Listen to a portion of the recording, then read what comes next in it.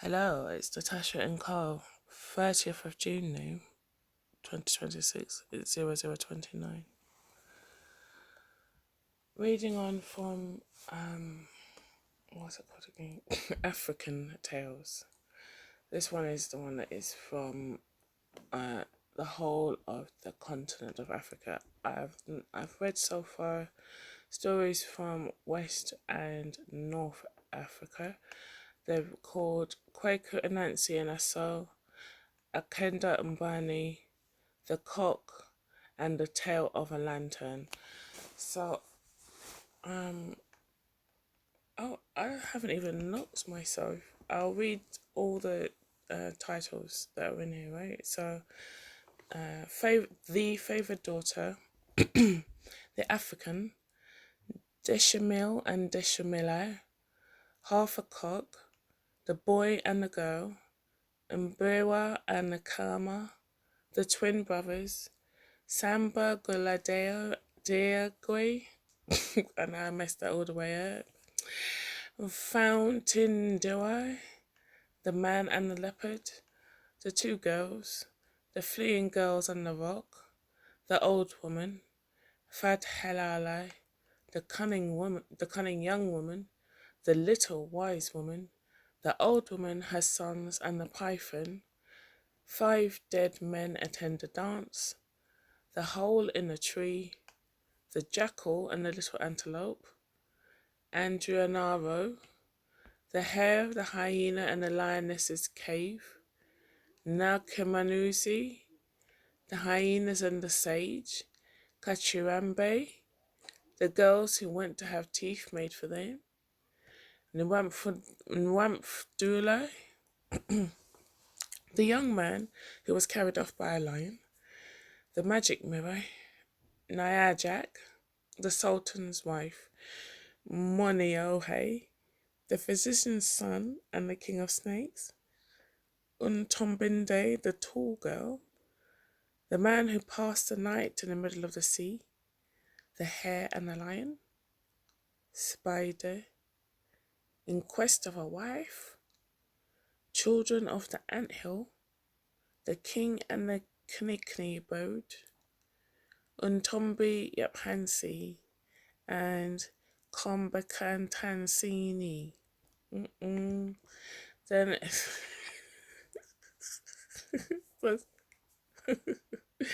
so there were 46 stories. Then there were notes. The notes we've seen some of already, and a bibliography. Daisy. Compiled by Harold Schwab. So today's story, The Favoured Daughter.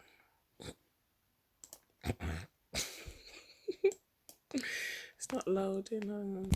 Okay, I'm going to say the country first, so that when I massacre the names, those from there will know where it should have been. So this story is called The Favoured Daughter. The country is Cameroon, and it says Batanga, and in brackets Mpongwe, Mpongwe. And it reads, Ra Mborakinda lived in his town with his women and sons and daughters and servants. Among his women were Ngwe Konde, his chief wife, and Ngwe Lege, whom he neglected. But Ngwe Lege had a beautiful daughter named Ilambe, much beloved by him. Ra Mborakinda prized this daughter so much that he left everything to her direction. One day he wished to start on a journey, intending to stay a long time. He had, in his anxiety for her safety, a rule that she should not go out of her house to walk far, lest she get into trouble. When he was arranging to go, he gave her all the keys and directions of everything into her hands. He said to her, As I shall be away a long time, I leave all cloth and other goods for you to give out, as you may see the people need. Ilambe consented to do this work, and Ra Mubarakinda went away. After he had been away for quite a while, and she thought it time to give out cloth and whatever was required for the women, she was very careful not to show partiality to her friends, not even to give more to her mother. So if she gave, for instance, 2 cloths to her mother, she would give as many as 5 to Nkwa and to all the others what she thought they needed. Yet Nkwa was not satisfied. Even though she had been given more than the others, her heart was planning mischief to Elambe. So Gwekonde made up her mind. I will know what I shall do some day, for she was jealous that the petted daughter had been put into authority over her. One day, the people saw Elambe walking on the premises, and they remembered that she was going out of the bounds her father had assigned her. They called, Elambe, Elambe, where are you going? She replied, I'm going for a walk. Soon they all seemed to forget to observe where she had gone, for Wakonde, by her sorcery, had caused Ilambe's head to be confused and had made the people forget to watch her. Soon after Ilambe had gone out of the town into the forest, Wakonde also followed to go after her, without the people seeing her go. Ilambe went aimlessly with Wakonde behind her. Then, when they were far from the town, Wakonde said, Yes, I've got you now, you with your pride, because you are the beloved daughter. Do not think that you will again see your father and mother. So she seized and dragged Elambe to the foot of a big tree, tied her to it, and began to give her a severe beating. Elambe pleaded and said, Ah, Gwakonde, please, what have I done? In what have I wronged you? But Gwakonde only replied, No mercy for you, and then tied her hands fast to the tree. Then Gwakonde returned to the town. Soon after Nkonde had gone, Elambe longed to get back to the town, for she feared the forest. She began to try to loosen the bonds, to loosen the knots. She tried and tried, but the knots were hard. Darkness came, and she was very much afraid. Finally, after long effort, she got the cords loosened, but she was weak and faint with hunger. She thought, when I started on the walk, it was at random, and when I came to my senses, when Gwakonde dragged me to the tree, I did not know in what direction we came, and now I do not know the direction back to the town. So she began to walk in any direction. As she went on and on, at last she happened down a path. She said to herself, This path, even if it does not lead to any town, may lead me to where people are. She went on, and after a while, by daylight, she saw that the view ahead opened. By that, she knew that she was getting near to some clearing and perhaps to some village. Following the path, she came straight to a hamlet, but she was afraid to enter it. She thought, Perhaps the owners of this place are enemies of my father, and they may beat me, just as Gwakonde did. I must hide. So she remained for a while on the outskirts, and then slowly and gradually crept from tree to tree on one side of the path, lest someone should see her. When she was close to the hamlet, she peeped through the bushes to see whether she could recognize anyone, for she feared strangers. She saw no one at all and went on into the street and entered a large house, and she began to look around her. She saw no person, only goods and food. After she had examined this large house, she went into a smaller one, which was the kitchen where the cooking was done. She exclaimed to herself, Ah, it is not very late, and I am very hungry. I will try and cook something, and I must be quick, lest the owners come and find me and kill me. So she started to work. She took off different kinds of food and dried fish and firewood and began rapidly to cook. After the pot had boiled, she took out a little of its contents and began to eat hurriedly. As to the remainder of the food, she went to the larger house and got clean dishes, put the food into them and set them on the table. Then she went out of the hamlet and hid herself in the bushes nearby. Soon after she had hidden herself there, the owners of the house came. They were carpenters. They entered their house, and on the table was food that was still warm. They exclaimed, Who has done us this good thing? They looked all through the house and into the kitchen, but no person was there. Then they looked outside in the backyard, and no person was there. They said, perhaps some other day we shall find out. So they went into the house, took their seats at the table, and began to eat. As they ate, they shouted, "You who have done this, if you are a man or a woman, come out and show yourself." But there was no reply. Elambe had heard them, but remained quiet. So they said to themselves, "Never mind. Tomorrow we will by artifice find out this person, whether it be a man or a woman. If it be a man, we will take him for a brother in our woe. If it be a woman, then none of us shall marry her. She shall be our sister." At night she did not enter the town, but remained hidden near. Next morning the carpenters said among themselves, "We go to our work, but one of us must return early, as if unexpectedly, and perhaps we can find out this person." And they went to their work, but one returned early. In the interval, Elambe was busy with her work of cooking. She made the food and put it on the table. As she was passing from house to house, the man who had been watching came softly behind her and seized her. She began to scream and beg, "Please, please, let me go." He said, "Do not fear. You have done no wrong. Be quiet." Then he asked her questions, and she told her story. So Elambe was quieted, and she completed the arranging of food on the table. Not long after that, the other men came, and the first man told them of Elambe. They said to her, "Remain quiet. You are our sister. We will take good care of you." The next day, off at their place of work, they began to buy nice things for her, and they dressed her in fine clothes. But they warned her, "One thing we must tell you. Be very careful. Sometimes there is a certain big bird that comes here and picks up people and kills them. When it comes, people have to remain in their houses and shut their doors and windows." They also told her that the usual time of the coming of the bird was at noon. On another day, they went away to their work as usual.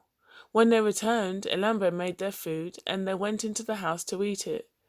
And the bird came at an unusual hour, and it killed Elambe. When the men came from the house where they had been eating, they found her dead. They mourned for her. When they had made a coffin and placed her in it, they refrained from burying it, for the body looked so lifelike and did not decay. So they kept it suspended in the air, and daily they went to look at her face. The end. Ooh. The next story is called The African. The country is Algeria. It says Berber, Brbo. It reads, "Once there was a man who had 7 wives and 7 mares, but the wives had no children and the mares no fowls. So he asked advice, and a wise man said, 'Go to a forest and get 7 sticks. Break a stick on every mare. Go to market and buy 7 apples. Give every one of your wives an apple.' He did so, and the 7 mares had fowls, and the 7 wives had children. 5 had noble sons, 1 had a blind girl, and 1 had an African boy.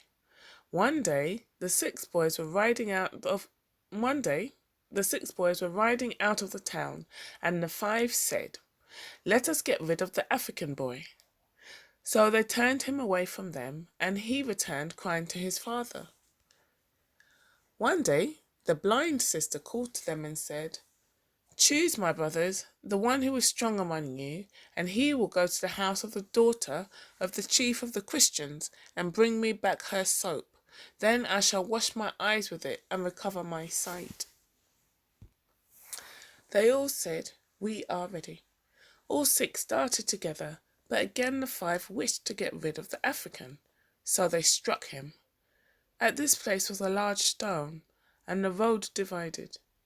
The African said, 'I will leave a feather under this stone. If one of us returns by this road, he will take out the feather and burn it.' The 5 went by one road, and the African by the other. The 5 went along the road until they saw a castle. They went in to pass the night.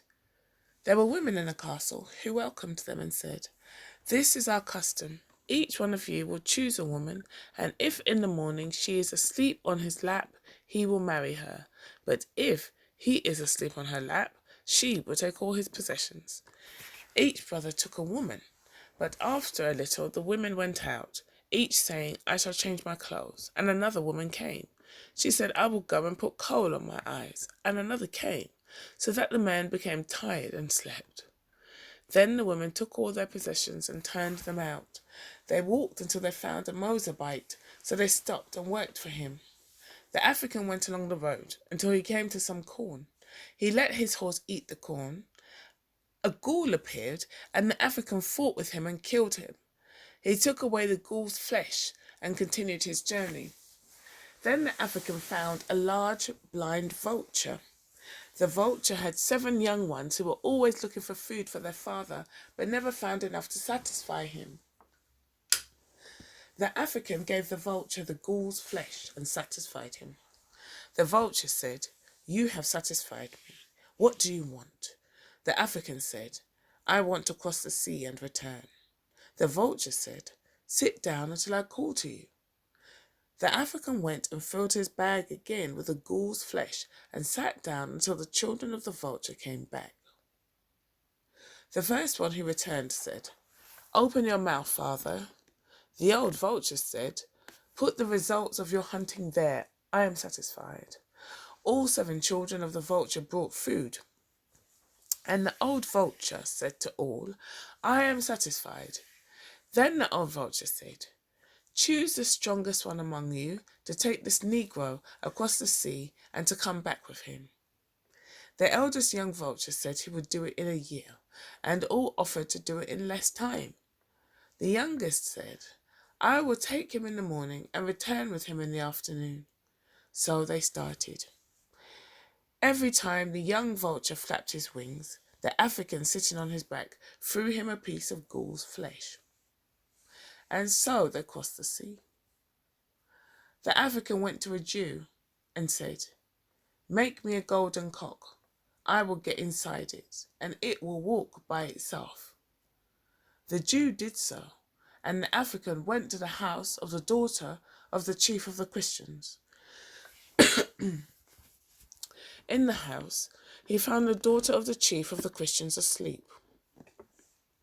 Her custom was to sleep for a month and to be awake for a month. The African changed rings with her and changed soap with her, then got on the vulture and returned to his horse, which he found as fat as a fish. So he mounted and rode to the stone. The African found that the feather was still under the stone, so he knew that his brothers had not returned. He said, "The road that has eaten my brothers will eat me also." So he went along that road until he saw some smoke, and then he saw that his brothers were there, working and making charcoal. They knew him, but he did not know them, because their faces were blackened with charcoal. They said to him, "What are you looking for?" He answered, "I am looking for my brothers." They wept and embraced him and said, "We are your brothers." Then they told him what had happened to them. The African told the Mozabite that he must release his brothers or he would kill him. So the Mozabite let them go, and then the African went with his brothers to the castle of the women. The women welcomed them as before and proposed the same conditions. Then the African chose a woman, but when she wanted to change her clothes, he said, "Here are some." And when she wanted to put coal on her eyes, he said, "Here is some." And so, when the morning came, the woman was asleep on his lap. So each man took a woman, and the men took the women's money and their clothes, and went along the road until they were thirsty. They found a well, but no one would go down it until the African said, "I will go down." They let him down with a rope, and they all drank. Then they cut the rope and left the African in the well. They quarrelled about his horse, but the horse remained at the well. Then they returned to their father the Sultan, who said to them, "Where is your brother?" They replied, "We do not know. We got rid of him the first day." A mueddin, Mueddin, mueddin, went up a minaret, Minaret. A mueddin went up a minaret to call to prayer, and saw the horse and thought it was thirsty.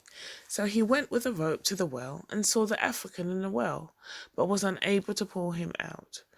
So he tied the rope to the horse, which pulled him out. Then the mueddin took the African to his house. The daughter of the chief of the Christians then came to the Sultan's place and said, "Where is your son, the African?" The Sultan said, "I do not know. He went with his brothers. His brothers have returned, but he has not returned." The daughter of the chief of the Christians said to the brothers, "Where is your brother, the African?" They said, "We do not know." So she cut off all their heads. Then she said to the Sultan, "If you do not tell me where your son, the African, is, I will cut off your head too. You have 3 days to find him." The Sultan sent a crier who said, "He who has found my son or has seen him, I will give half my money." Then the mueddin said to the Sultan, "Here he is with me." The daughter of the chief of the Christians rejoiced and said to the African, "You will go with me." And the African said, "You must cover the ground from here to your house with silk, so that my horse can walk on it." So she took him to her house, and he stopped and worked for her and her father. The end. Okay. Well, thank you for listening.